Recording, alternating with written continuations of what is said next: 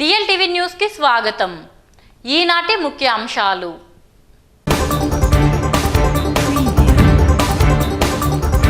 పలమనేరు పట్టణం 21వ వార్డులో ఒక corona positive case, red zone గా ప్రకటన। టోకెన్ల కోసం ఎగబడుతున్న కుప్పం వేరుశెనగ రైతులు, గంటల కొద్ది తిండి తిప్పలు లేకుండా నిరీక్షణ।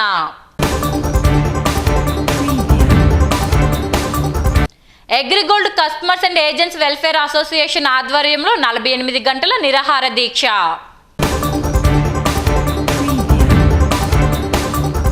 డాక్టర్ సుధాకర్ పై దాడి వైద్య వృత్తిని అవమానించేలా ఉంది। దాడి చేసిన పోలీసులపై ఎస్సీ ఎస్టీ యాక్ట్ కింద కేసులు నమోదు చేయాలి। దళిత హక్కుల పోరాట సమితి డిమాండ్। చంద్రబాబు నాయుడు మేనిఫెస్టోలో వందల కొద్ది చెప్పి చేసింది ఏమీ లేదు, మంత్రి పెద్దిరెడ్డి రామచంద్రారెడ్డి విమర్శ।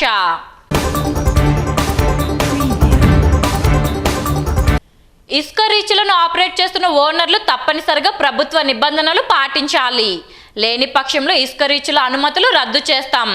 Special enforcement bureau ASP Rishanth Reddy. Corona కట్టడికి గ్రామస్థాయి సర్వేలెన్స్ కమిటీ పటిష్టంగా పనిచేయాలని జిల్లా కలెక్టర్ నారాయణ భర్త్ గుప్తా జిల్లాలోని అన్ని మండలాలకు చెందిన తహసీల్దార్లను ఆదేశించారు। శనివారం చిత్తూరు జిల్లా కలెక్టర్ కార్యాలయం నుండి అన్ని మండలాలకు చెందిన తహసీల్దార్లతో జిల్లా కలెక్టర్ నారాయణ భర్త్ గుప్తా వీడియో కాన్ఫరెన్స్ నిర్వహించారు। ఈ సందర్భంగా ఆయన మాట్లాడుతూ కరోనా కట్టడికి అధికారులు పూర్తి స్థాయిలో పనిచేయాలన్నారు। ఇందుకోసం ఇతర రాష్ట్రాల నుంచి వచ్చే ప్రతి ఒక్కరికి స్వాబ్ పరీక్షలు నిర్వహించాలన్నారు। కరోనా పాజిటివ్ వ్యక్తితో సంబంధాలు ఉన్న ప్రాథమిక సెకండరీ కాంటాక్ట్ ఉన్నవారిని గుర్తించాలన్నారు। ప్రాథమిక కాంటాక్ట్లో ఉన్నవారిని క్వారంటైన్ వార్డుకు తరలించాలని, వీలైతే గ్రామీణ ప్రాంతాలలో ఇన్స్టిట్యూషన్ ఏర్పాటు చేసి అక్కడే ఉంచాలని పేర్కొన్నారు। అదేవిధంగా సెకండరీ కాంటాక్ట్ ఉన్నవారిని ఇంటిలోనే ఉండే విధంగా చర్యలు చేపట్టాలన్నారు। అదేవిధంగా గ్రామీణ ప్రాంతాలకు వచ్చిపోయే వారిపై ప్రత్యేక దృష్టి సారించాలన్నారు। అప్పుడే కరోనా కట్టడి సాధ్యమవుతుందని పేర్కొన్నారు। ఈ వీడియో కాన్ఫరెన్స్లో జాయింట్ కలెక్టర్ మార్కండేయులు, రెండవ జాయింట్ కలెక్టర్ చంద్రమౌళి, పిఓడిటి రమాదేవి తదితరులు పాల్గొన్నారు। వాళ్ళందరినీ కూడా మనం కొన్ని చోట్ల హోల్డ్ చేయడం జరిగిందనమాట। వాళ్ళందరికీ ఒకసారి ఫస్ట్ తహసీల్దార్ వెళ్ళి చెక్ చేసుకోండి। మన స్టేట్ ఈ వీళ్ళు ఎవరైనా ఈ ముగ్గురులో ఉంటే వాళ్ళు కూడా ఈరోజు లిస్ట్ కమ్యూనికేట్ చేసి మేము వాళ్ళు కూడా పంపిస్తాము। వీళ్ళకి అందించే ఫెసిలిటీస్ మీరు ముందే కొంచెం పోయి అంతా కూడా।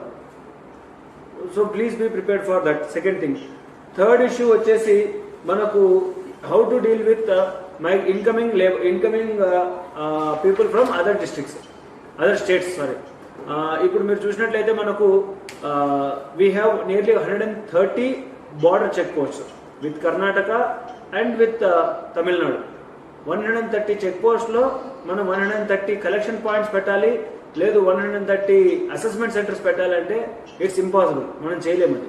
దీనికే మీరు ఏం చేయాలంటే ఫస్ట్ నేను పిహెచ్సి మెడికల్ ఆఫీసర్స్తో కూడా టెలికాన్ఫరెన్స్ తీసుకున్నప్పుడు చెప్పాను, విలేజ్ లెవెల్లో సర్వేలెన్స్ చాలా స్ట్రాంగ్గా ఉండాలండి। ఎవరైనా బయట నుంచి వస్తే ఖచ్చితంగా మనం వాళ్ళని స్వాబ్ తీపించే పరిస్థితిలో ఉండాలి। ఇప్పుడు మేము స్వాబ్ టేకింగ్ సిస్టమ్ స్ట్రెంథన్ చేసేసి ప్రతి ఒక్క పిహెచ్సి మెడికల్ ఆఫీసర్ని కూడా ట్రైన్ చేయడం జరిగింది। So you can take swabs at the PHC level itself or even nearby CHC లెవెల్లో కూడా మీరు స్వాబ్స్ తీయచ్చు। సో మీ వాళ్ళని దయచేసి జాగ్రత్తగా ఉండమని చెప్పండి। వాళ్ళని అలర్ట్ చేసుకున్న తర్వాత ఎవరైతే ఉంటే వాళ్ళని నెక్స్ట్ రోజు కానీ అదే రోజు కానీ పిలుచుకొని వెళ్ళి స్వాబ్ తీపించాలి। తర్వాత ఫోర్త్ పాయింట్ తీసుకున్నట్టయితే ఇంతకు ముందు ప్రైమరీ కాంటాక్ట్స్, సెకండరీ కాంటాక్ట్స్ ఎవరున్నా కూడా వాళ్ళందరినీ ఫస్ట్ మీరు పద సెక్కించని చెప్పి మీరు టైం గ్యాప్ వచ్చేది। సో సెకండరీ కాంటాక్ట్స్ వాళ్ళ ఇంట్లోనే ఉండొచ్చు అండర్ హోమ్ ఐసోలేషన్। ప్రైమరీ కాంటాక్ట్స్ని మీరు వచ్చేసి క్వారంటైన్ సెంటర్ పిలుచుకున్నారు। Quarantine centre he can be diagnosed as positive or negative. మనకు ఇప్పుడు టెస్టింగ్ కెపాసిటీ పెరిగింది కాబట్టి ఈవెన్ ప్రైమరీ కాంటాక్ట్ అనుకోండి, మేము వాడిని we can keep him in home isolation only, or you can even do that. వాడికి ఒకవేళ స్వాబ్ తీసేసి గ్రామ స్థాయిలో స్వాబ్ తీసేసుకొని వాడికి ఒకవేళ ఇంట్లో సపరేట్ రూమ్ ఉందని మీరు వస్తుంది అని అన్నప్పుడు మీరు షిఫ్ట్ చేసుకోండి ప్రాబ్లం. ఒకవేళ లేదు పబ్లిక్ కోఆపరేటివ్ గానే ఉన్నారు, వాడి ఇంట్లో ఉంచినా కూడా ఏం పెద్ద ప్రాబ్లం, కొంచెం రిమోట్ ప్లేస్ లోనే ఉన్నాడు అంటే పెట్టుకోవచ్చు. డాక్టర్ సుధాకర్ పై సస్పెండ్ను తక్షణమే రద్దు చేసి విధుల్లోకి తీసుకోవాలని దళిత ప్రజా సంఘాల నాయకులు డిమాండ్ చేశారు.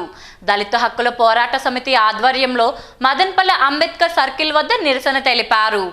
రాష్ట్ర ప్రభుత్వంపై నమ్మకం లేక డాక్టర్ సుధాకర్ కేసును సిబిఐకి ఇవ్వడం స్వాగతిస్తున్నాం.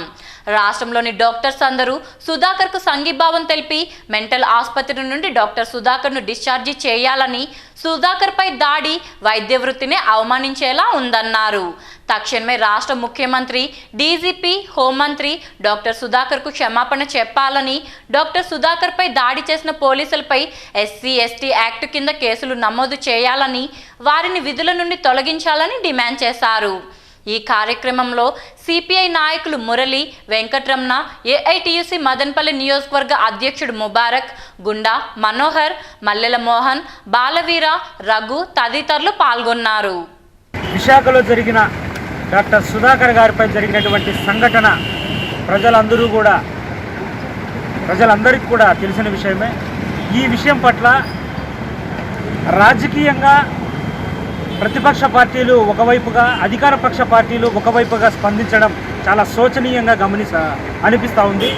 ఏదైతే అన్యాయం జరిగిందో ఆ అన్యాయం గురించి మాట్లాడకుండా ఈ విషయాన్ని కొంతమంది రాజకీయ లబ్ధి కోసం వాడుకుంటూ మరికొంతమంది స్వలాభం కోసం వాడుకున్నట్టుగా అనిపిస్తాం. మీరు బాగా గమనించినట్లయితే ఒక డాక్టర్ని అరెస్టు చేసి తీసుకెళ్లే విధానం ఏ రకంగా ఉంటుంది, ఒక దొంగను, దోపిడీదారిని, దేశద్రోహిని అరెస్టు చేసి తీసుకెళ్లే విధానం ఏ రకంగా ఉంటుందో మనం పరిశీలన చేసుకోవచ్చు. కాబట్టి డాక్టర్ పైన అత్యుత్సాహం ప్రదర్శించి బట్టలు విప్పి చేతులు కట్టి ఈడ్చుకుంటూ వెళ్ళిన ఆ పోలీసులందరిపైన కూడా మొదట ఎస్సీ ఎస్టీ అత్యాచారాల నిరోధక చట్టం కింద కేసు నమోదు చేసి తర్వాత విచారణ చేపట్టాలని మేము డిమాండ్ చేస్తున్నాం. మరి అదే రకంగా హైకోర్టు యొక్క తీర్పును స్వాగతిస్తున్నాం. ఏదైతే ఈ కేసును సిబిఐకి అప్పజంపాలని చెప్పేసి హైకోర్టు ఉత్తర్వులు జారీ చేసిందో ఆ ఉత్తర్వులు జారీ చేయడానికి సుధాకర్ గారి పైన తరపున వాదించినటువంటి న్యాయవాదులందరికీ ధన్యవాదాలు తెలియజేస్తూ ఆంధ్రప్రదేశ్లోనే డాక్టర్ల సంఘం నోరు మూసుకొని ఎందుకుందో అర్థం కాని పరిస్థితి ఏర్పడుతుంది. డాక్టర్ సుధాకర్ గారి పైన నిన్న హైకోర్టులో వచ్చిన తీర్పుని బహుజన్ సమాజ్ పార్టీ తరఫున స్వాగతిస్తూ ఉన్నాం. ఒకసారి ఆంధ్రప్రదేశ్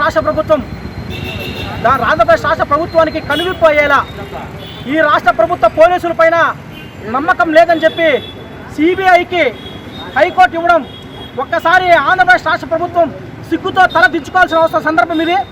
మనం గతంలో కూడా 2-3 సంఘటనలు ఇదే విధంగా మనం చూసాం.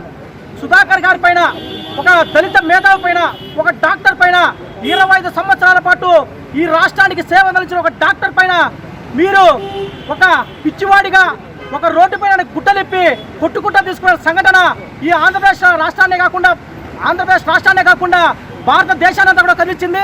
కానీ ఇక్కడ బాధించదగ్గ విషయాలు ఏమిటంటే ఐఎంఏ లాంటి వారు కూడా ఇండియన్ మెడికల్ అసోసియేషన్ ఆంధ్రప్రదేశ్ రాష్ట్రానికి సంబంధించిన వాళ్ళు కూడా ఒక డాక్టర్ని ఈ విధంగా తీవ్రంగా వేధిస్తూ ఉంటే ఈ రాష్ట్రంలో ఉన్న దళిత సంఘాలు, ప్రజా సంఘాలు, రాజకీయ పార్టీలు, మేధావులు అన్నీ కూడా రోడ్డుపైకి వచ్చి గొంతు విప్పుతూ ఉంటే మీ గొంతులంతా కూడా మూగబోయాయని చెప్పి నేను ఈ సందర్భంగా నేను ప్రశ్నిస్తా ఉన్నా. అదేవిధంగా ఆంధ్రప్రదేశ్ రాష్ట్ర ప్రభుత్వం పోలీసుల పైన కూడా ఎలాంటి మాకు ఒక అనుమానం ఉంది. ఆయన మాకు ఒక సమాచారం వచ్చింది, బహుజన్ సమాజ్ పార్టీకి ఒక సమాచారం వచ్చింది. ఈరోజు హాస్పిటల్లో ఆంధ్రప్రదేశ్ రాష్ట్ర ప్రభుత్వం ఆధీనంలో ఉన్నటువంటి హాస్పిటల్లో ఆయనకు పిచ్చి సూదులెక్కించి ఆయన శాశ్వతంగా పిచ్చోన్లాగా తయారు చేసే మా ప్రమాదం కూడా పొంచి ఉందని చెప్పి ఈ సందర్భంగా మేము హెచ్చరిక జారీ చేస్తూ ఆయనని, డాక్టర్ సుధాకర్ గారిని ఆంధ్రప్రదేశ్ రాష్ట్ర ప్రభుత్వం హాస్పిటల్స్లో కాకుండా ఐఎంఏ, ఎయిమ్స్లో ఆయనకు చికిత్స ఇప్పించాల్సిందిగా ఏదైతే ఈరోజు ఆంధ్రప్రదేశ్ రాష్ట్రం ఏర్పడి 1 సంవత్సరం అవుతా ఉంది. దళిత బహుజన వర్గాలు ఓట్లేసి ఈరోజు గతనెక్కిన వైఎస్ జగన్మోహన్ రెడ్డి ప్రభుత్వం 1 సంవత్సరం దళితులకి ఆయన ఎక్కిన రోజు నుంచి, ఆయన కూర్చున్న రోజు నుంచి కూడా దళితుల పైన అఘాయిత్యాలు, దౌర్జన్యాలు, దుర్గంధ కాండలంతా కూడా జరుగుతూ ఉన్నాయి. భారతదేశంలో స్వాతంత్రం వచ్చి 70 సంవత్సరాలైనా కూడా దళిత బహుజన వర్గాలందరూ కూడా మనుషుల్లాగా బతకడానికి లేకుండా ఈ అగ్రకుల గృహంకారానికి బలి అవుతూ రోజు రోజుకు బతకడానికి ఎంత హీనంగా ప్రభుత్వాలు ఈ దళితులపైన దాడులు చేస్తున్నాయో నిస్సిగ్గుగా చూడడానికే చాలా అసహ్యంగా కనపడుతున్నది. ఈ రోజుకి జగన్ ప్రభుత్వం వచ్చి ఒక సంవత్సరం గడిచింది. ఆయన కుర్చీలో కూర్చున్న రోజే ఒంగోలులో దళితులపైన దాడి జరిగింది. ఆయన పట్టించుకోవాలా. సంవత్సరం తిరిగి వచ్చినప్పటికే ఒక ప్రభుత్వ వైద్యుని పైన దారుణమైన దమనకాండ జరిగింది. 16వ తేదీ విశాఖపట్నం నడిబొడ్డులో డాక్టర్ సుధాకర్ గారిని పడదోసి పెడరెక్కలు కట్టి రోడ్డు పైన పడదోసి పోలీసులు ట్రాఫిక్ పోలీసులు విచక్షరాహితంగా కొట్టడం, మిగతా వాళ్ళు ఆయన తీసుకెళ్లి ఆటోలో వేయడం జరిగింది. నేను చెప్తున్నా, జగన్మోహన్ రెడ్డి గారు ఈ మధ్యనే ఒక జీవో తీసుకొచ్చారు. ఆ జీవో ఏంటంటే వైద్యుల పైన ఎలాంటి దాడి జరిగినా సీరియస్ యాక్షన్ ఉంటుందని. మరి ఈ దాడి చేసి 7 మంది మూకల పైన ఆ చట్టం వర్తిస్తుందా వర్తించదా? మరి అంతేకాదు, ఈరోజు దేశవ్యాప్తంగా కూడా ఇలాంటి దాడులు జరుగుతున్నాయి. ప్రధానంగా ఒక వైద్యుడిపైన దాడి జరిగితే వైద్యులందరూ కూడా వ్యతిరేకిస్తారు. పెన్ డౌన్ చేసే ఉద్యోగస్తుల్లాగా వాళ్ళు కూడా స్టెప్ డౌన్ చేస్తారు. తెలంగాణ వైద్యులు స్పందిస్తే ఈరోజు ఆంధ్రప్రదేశ్ ఐఎంఏ వైద్యులు ఏం చేస్తున్నారు? గతంలో నర్సరావుపేటలో కూడా ఒక డాక్టర్పై పెద్ద డాక్టర్ ఇంటిపైన దాడి చేసి హాస్పిటల్ ధ్వంసం చేస్తే ఆ రోజు కూడా నోరు తెరల. మీ రెడ్లో నాయుడులో అగ్రకులాల వైద్యుల పైన దాడి జరిగితేనా మీ యూనియన్ ఉండేది? ఎవరి కోసం మీ యూనియన్ ఉంది? 2 డాక్టర్ల పైన జరిగితే కనీసం స్పందించరు. మీకెందుకు యూనియన్? ఒక ఆటో రిక్షా కార్మికుని కొడితే రిక్షా వర్కర్స్ అంతా ఏకమవుతున్నారు. హమాలీని కొడితే హమాలీలు ఏకవుతున్నారు. మీకు సిగ్గు లజ్జ లేదా? ఎంబీబీఎస్ డాక్టర్లారా, ఒక డాక్టర్ను బహిరంగ కొడితే ఆయన దళితుడు కాబట్టి, రేపు మీ పైన గారు దాడి జరిగితే రెడ్డి కాబట్టి మేము వదిలేస్తామా? అయ్యా చెప్తున్నాం, హైకోర్టు ఈరోజు స్పష్టమైన జడ్జిమెంట్ ఒక సిస్టమ్ ఇచ్చింది. సిబిఐ విచారణ జరుపుకుంది. దాన్ని మేము స్వాగతిస్తున్నాం. కారణం ఏమిటంటే ప్రభుత్వ వైద్యులు సుధాకర్ గారిని చూసిన ప్రభుత్వ వైద్యులు ఒకే గాయం ముందున్నారు. మరి అదే కోర్టు ద్వారా వచ్చి సివిల్ జడ్జి వచ్చి విచారణ జరిగితే 6 గాయాలు కనపడ్డాయి. మరి అతను పరీక్ష చేసిన డాక్టర్ను సస్పెండ్ చేయాలా? మరి అంతేకాకుండా 7 మంది పోలీసులు అక్కున్నారు. 7 మంది పైన సంబంధిత డిఎస్పీని, సిఐని, ఎస్ఐలను సస్పెండ్ చేయాలా?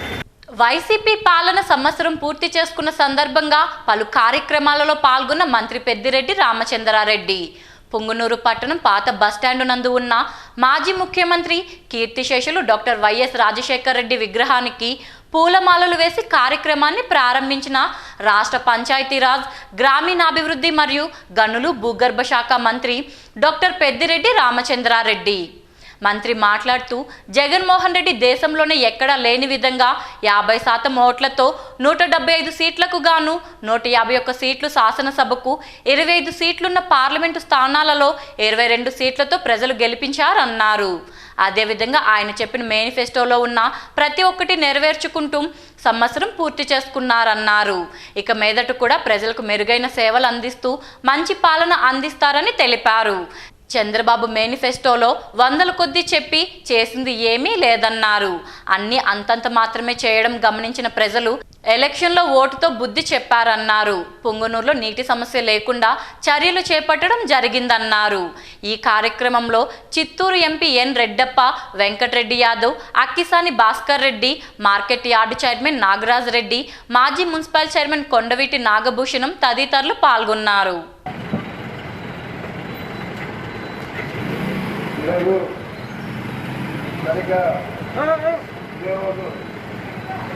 చాలా తొందర ఎన్నికల జగన్మోహన్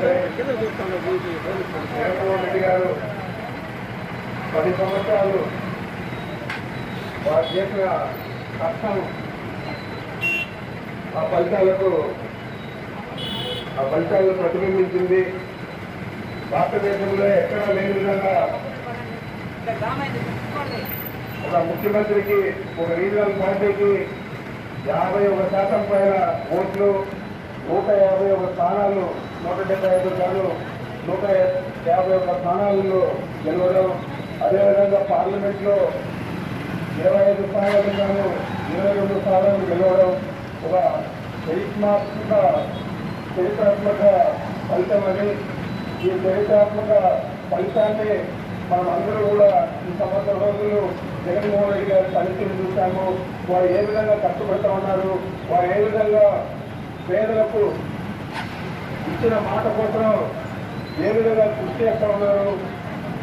పాదయాత్రలో కానీ, కేంద్రీయ సెషన్లో గుంటూరులో చూసిన నవరత్నాలు కానీ, ఆ తర్వాత 2 కేజీల మేనిఫెస్టోలో ఇచ్చిన అంశాలు కానీ, ఇవన్నీ కూడా పొందకుండా సంవత్సరం రోజుల్లోనే అమలు చేసిన ఘనత జగన్మోహన్ రెడ్డి గారు. ఈరోజు జగన్మోహన్ రెడ్డి గారు చూసారు ఇచ్చాయంతో ఉన్నారు. అన్నిటికంటే కూడా ఇది నా బ్రెయిన్ ఫెయిల్ అని చెప్పి గృహ నిర్మాణాల గురించి ఆలోచన చేస్తూ ఉన్నారు. ఈరోజు దాదాపు 25 లక్షల పట్టాలు అనుకుంటే 27 లక్షల దాకా పట్టాలు వచ్చాయి. ఇప్పటికే 4,000 కోట్ల పైసలకు డబ్బులు ఈ పట్టాల కోసం ఆయన ఖర్చు చేయడం జరిగింది. మరి ఇచ్చిన తర్వాత మన దివంగత నాయకుడు, మన శ్రీకాళ ముఖ్యమంత్రి శ్రీ రాజశేఖర రెడ్డి గారు ఆయన పుట్టినరోజు జూలై 8వ తేదీ. ఆ రోజు ఈ పట్టాలన్నీ కూడా 25 లక్షలే కాదు, ఇంకా అన్నిటిగా బాగా 10 రూపాయలు చూసి అన్ని కూడా ఎక్కువ అవి కూడా పెట్టండి అని చెప్పి ఈ మధ్య జరిగిన సభలో చెప్పడం జరిగింది. ఇప్పుడు కాసేపు ప్రకటనలు.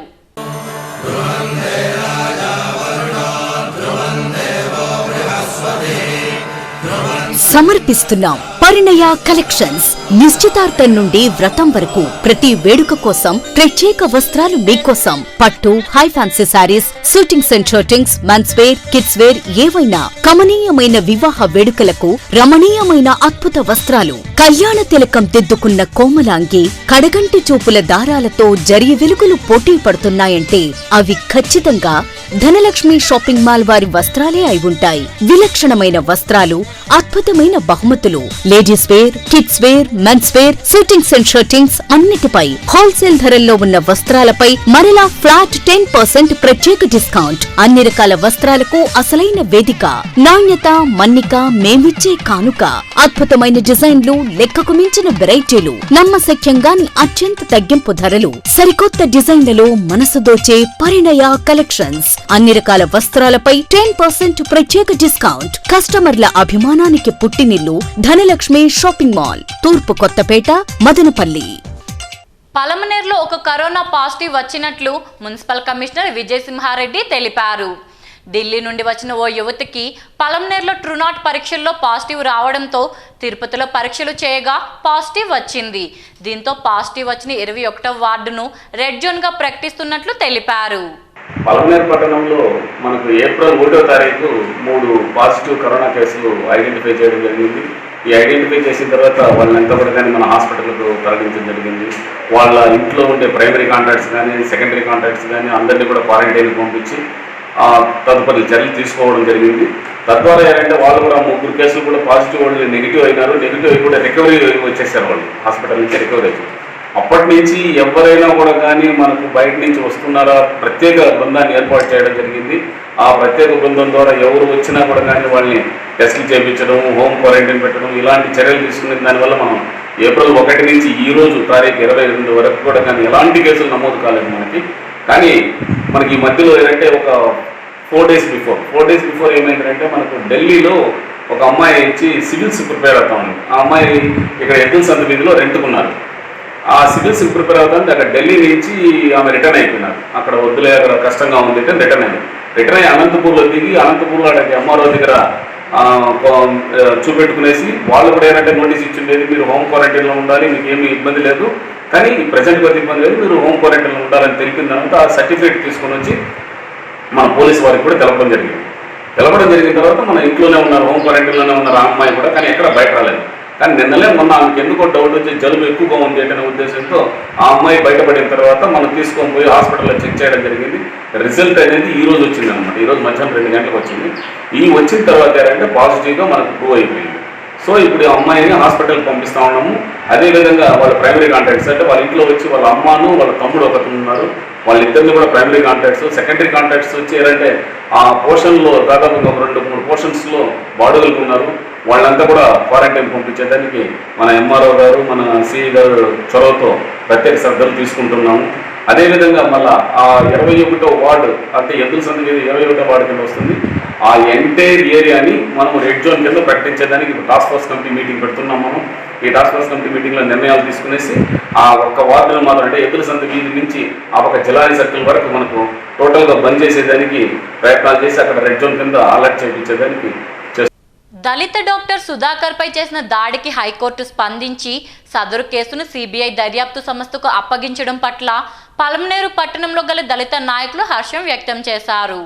అందులో భాగంగా స్థానిక మదన్పల్లి రోడ్డు నందు గల అంబేద్కర్ విగ్రహానికి పూలమాలలు వేసి పాలాభిషేకం చేశారు.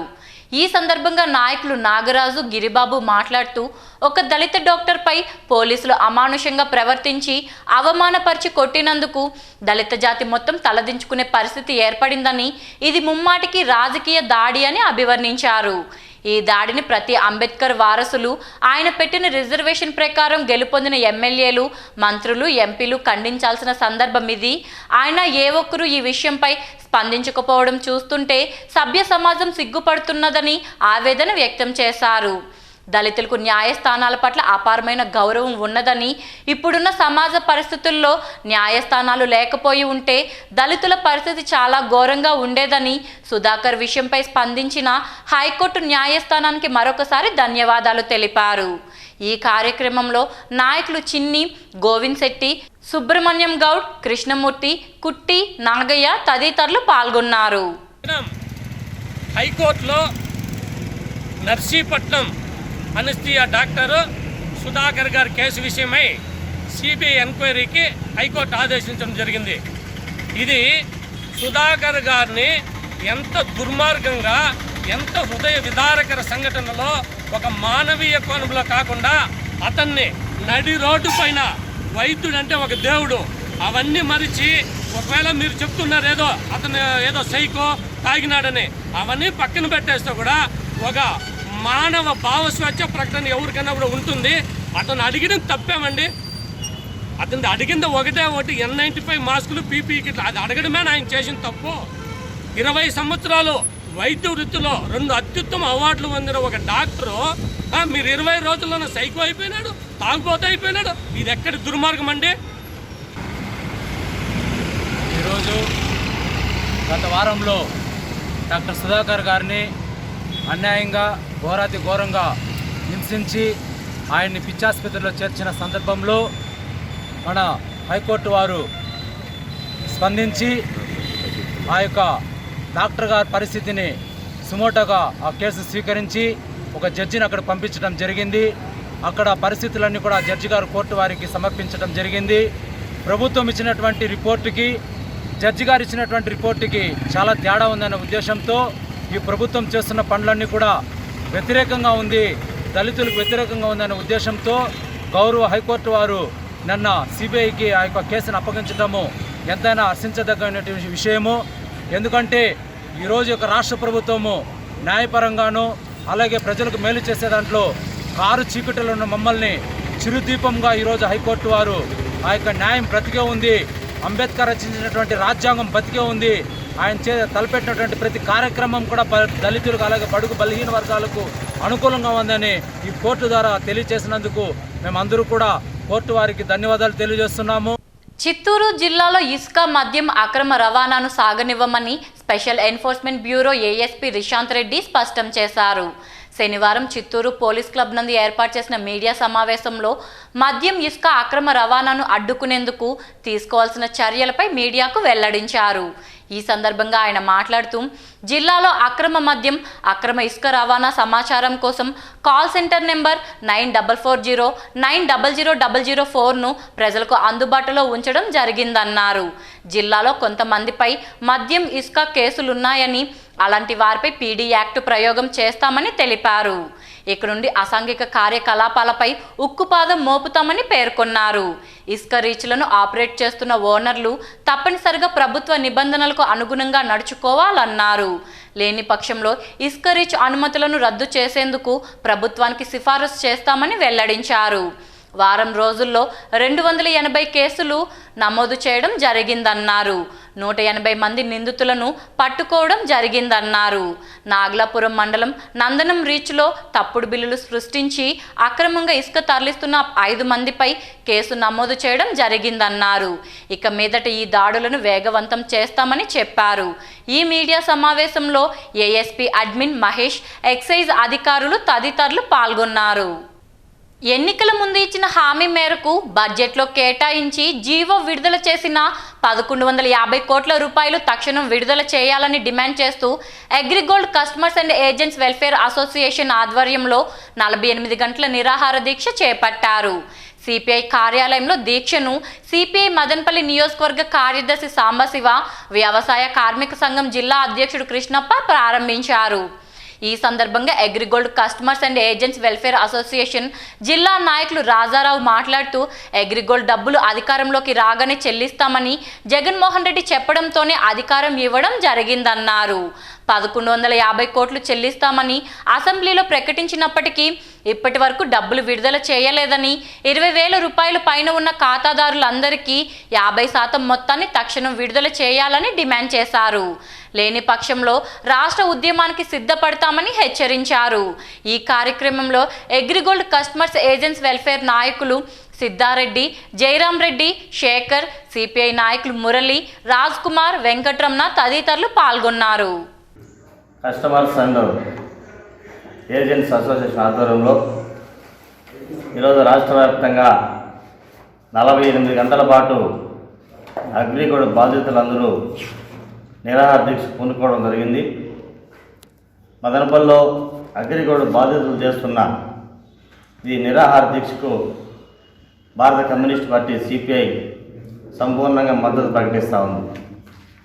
ఈరోజు దాదాపు 7 సంవత్సరాల నుండి అగ్రిగోల్డ్ బాధితులు మాకు న్యాయం చేయాలని చెప్పి వారి పిల్లల భవిష్యత్తు కోసం, వారి కుటుంబ అవసరాల కోసం దినసరి కూలీలు కావని, దినసరి వ్యాపారాలు చేసుకున్న వాళ్ళందరూ కూడా దాదాపు 10,000 నుండి 5 లక్షల రూపాయలకు పైబడి ఈరోజు అగ్రిగోల్డ్లో రోజువారీ జమ చేస్తే కంపెనీ దివాలా తీసిన తర్వాత ప్రభుత్వాలు ఆదుకోవాలని చెప్పి పెద్ద ఎత్తున రాష్ట్ర వ్యాప్తంగా ఉద్యమాలు చేశారు.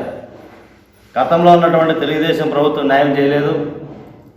వైఎస్ఆర్సీపీ ప్రభుత్వం జగన్మోహన్ రెడ్డి గారు పాదయాత్ర సందర్భంగా అగ్రిగోల్డ్ బాధితులందరికీ నేను అండగా ఉంటాను, నేను కన్నాను, నేను చూశాను, నేను ఉంటానని చెప్పినటువంటి ముఖ్యమంత్రి జగన్మోహన్ రెడ్డి గారు ఈరోజు అధికారంలోకి వచ్చి సంవత్సరం ఈరోజు కాబడుతూ ఉంది.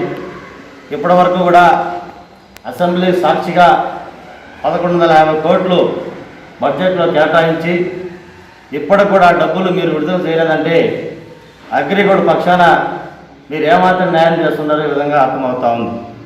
రాష్ట్ర AgriGold customer and welfare association ఆధ్వర్యంలో రాష్ట్ర వ్యాప్తంగా రాష్ట్ర ప్రభుత్వం జగన్మోహన్ రెడ్డి ప్రభుత్వం ఇచ్చినటువంటి హామీని అమలు చేయాలని, మొదట్లో 1150 కోట్ల రూపాయలు విడుదల చేస్తున్నామని, తద్వారా కోర్టు నుంచి ప్రతి బాధ్యుడికి 10,000 రూపాయలు అందుతుందని, అట్లాగే తర్వాత మే నెలలో ప్రతి బాధ్యుడికి 20,000 రూపాయలు ఇవ్వడానికి బడ్జెట్లో కేటాయించి వాళ్ళందరికీ బాధ్యతలకు అందిస్తామని ప్రభుత్వం చెప్పి ఇప్పటిదాకా నెరవేర్చలేదు.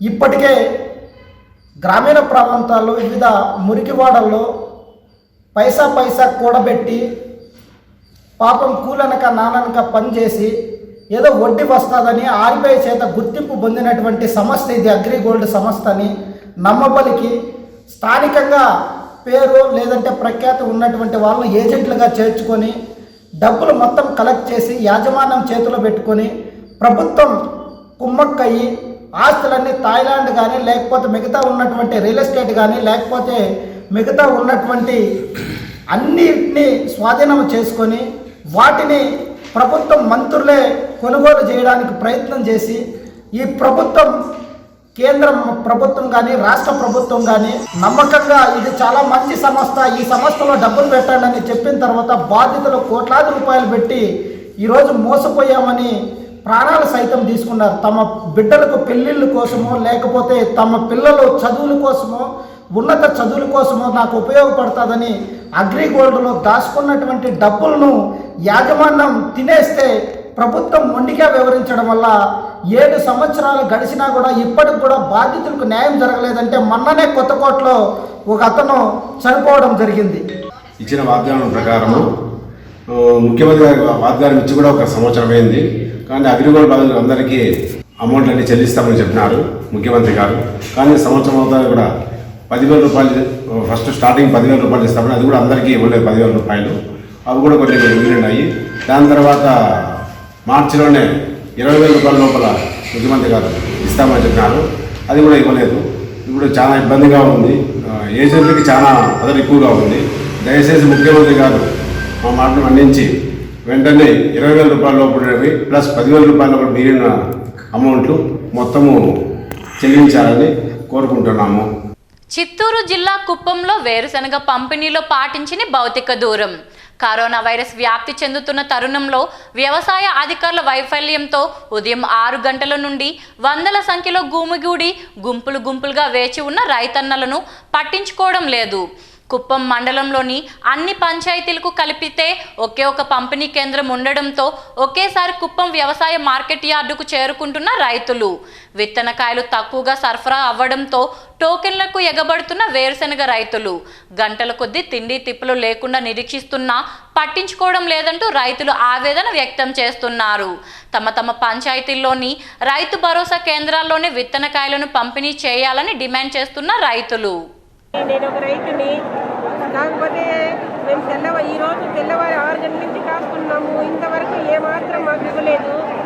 అదే కాకుండా ఇప్పుడు సచివాలయం ఉంది, సచివాలయం తరఫున ఇవ్వచ్చు కదా. వాళ్ళు గ్రామ వాలంటీర్స్ ఉన్నారు, 50 మందికి 50 ఇండ్లకు ఒక గ్రామ వాలంటీ. ఆ గ్రామ వాలంటీ తరఫున ఇచ్చింటే మాకు బాగుంటుంది. చాలా కష్టంగా ఉంది. దయచేసి ఈ యొక్క విషయాన్ని మీరు తెలుసుకోండి. ఎందుకంటే రైతులు పంట చేసే వాళ్ళు ఈ చెనిక్కాయలు మేము ఇప్పుడున్న సమస్యల్లో చెనిక్కాయలు వేస్తే బాగుంటుందని చెప్పి మేము ఇంత నిలబడితే మాకు ఏమాత్రం చెనిక్కాయలు అందుతుందో లేదో అని చెప్పి మాకు చాలా బాధాకరంగా ఉంది.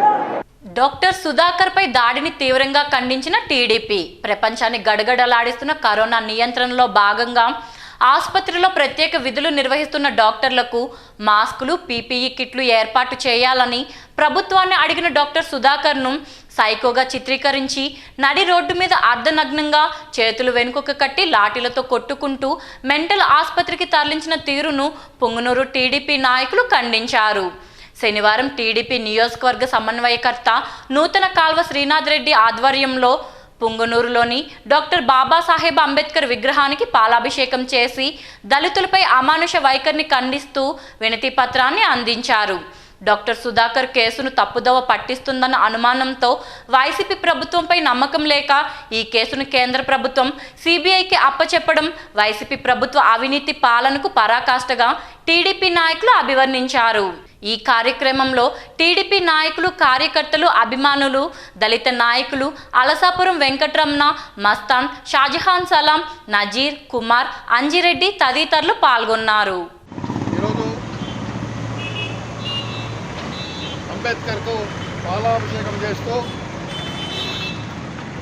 మొన్న కిందటి వారం జరిగినటువంటి ఘటన పైన ఏదైతే డాక్టర్ సుధాకర్ వైజాగ్లో ఒక డాక్టర్ని ఒక క్రిమినల్ మాదిరిగా పోలీసులు కానీ వాళ్ళు తీసుకెళ్ళి అక్కడ చేర్చడం, పిచ్చి ఆసుపత్రిలో చేర్చడం కూడా మనం చూసాం.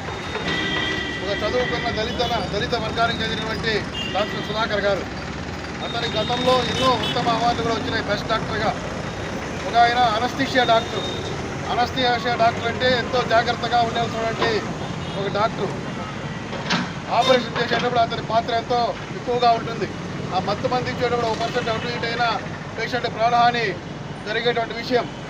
అటువంటి జాగ్రత్తగా అంత బాగా మైండ్ సెట్ ఉన్నటువంటి ఒక డాక్టర్ని ఒక మానసిక రోగిగా కూడా చిత్రించి పోలీసులు, ప్రభుత్వం అండతో కొంతమంది పోలీసులు, అందరూ కాదు, ఈరోజు అతన్ని హింసించేటువంటి తీరు చూస్తున్నాం. ఈ ప్రభుత్వం చిత్రీకరించింది. మా వారికి ఉత్తమ డాక్టర్ అని 2 సార్లు అవార్డు కూడా ఇచ్చినారు. అలాంటి డాక్టర్ని వీళ్ళు ఒక సైకోలాగా ఇచ్చినారు. ఇది వాళ్ళు అతను కాదు సైకో, ఈ ప్రభుత్వము పోలీసులు వారిపైన చాలా దుర్మార్గంగా ప్రవర్తించారు. వారిని SC/ST అట్రాసిటీ కేసు పెట్టి శిక్షించాలని డిమాండ్ చేస్తున్నాము. అదేవిధంగా ఎక్కడ ఈ ప్రభుత్వము పట్టాలు పంపిణీ కార్యక్రమం మొదలుపెట్టింది. ఎక్కడ చూసినా దళితుల భూములు లాక్కుంటూ ఉన్నారు. దానిపైన రాజేష్ అనే వ్యక్తి మాట్లాడిన దానికి అతను 14 రోజులు జైల్లో పెట్టారు. మొన్న బోటు ప్రమాదం జరిగినప్పుడు మాజీ మంత్రి హర్ష్ కుమార్ మాట్లాడినందుకు అతను 45 రోజుల్లో జైలు పాలు చేశారు. నిన్న అక్కడ విశాఖపట్నంలో గ్యాస్ జరిగినప్పుడు వాళ్ళకి ₹1 కోటి నష్టపరిహారం చెల్లించారు. అదేవిధంగా మొన్న ట్రాక్టర్లో కరెంటు స్తంభానికి ఢీకొట్టి దళితులకి 20 లక్షలు 10 లక్షలు ప్రకటించారు. ఈ ప్రభుత్వము దళితులపైన ఎంత చిన్న చూపు చూస్తుందో దీన్ని బట్టి అర్థమవుతుంది. DLTV న్యూస్ ఇంతటితో సమాప్తం. తిరిగి రేపటి వార్తల్లో కలుసుకుందాం.